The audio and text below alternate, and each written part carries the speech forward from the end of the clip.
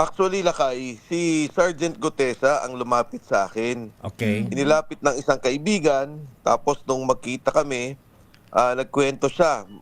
Alam mo, hindi buong kwento eh, para bang paputol-putol kung ano yung mga nangyayari. Ang sabi ko sa kanya, kung mas mabuti pa yan, kasi nga gusto niya ikwento kay Senator Marcoleta. Sabi ko, sa kanya muna direktang ikwento. In fact, nung nagkikwento siya, Lakay, may mga sinasabi siyang ibang mga bagay. Sabi ko, siguro, Sarge, hindi naman na yan kailangan na ikwento dahil hindi naman yan related doon sa mismong subject ngayon ng investigasyon, which is the flood control at saka yung infrastructure. Kasi alam mo, Lakay, nagugulat din sila na para bang ang nangyari, nagbubuot sila ng napakadaming pera, ang daming dumadating na pera, ang dami lang dinideliver. Pagkatapos, narinig nila nung mga investigasyon ng Blue Ribbon Committee na bilyon-bilyon yung nawawalang o ninanakaw na pera, puro ghost projects.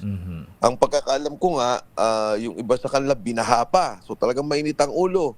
No, may mga may galit na kasama. So sabi ko, kwento na mismo direkta kay Senator Marcoleta. Yun ang nangyari. So hindi niyo personal nakilala si Kilala. Sergeant Gutesa, Secretary, sir?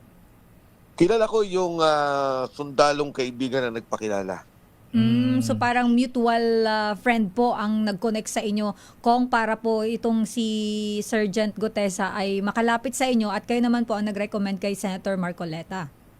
Yes, ang katotohanan yan, ang pagkakaalam ko nung umpisa, parang grupo sana sila.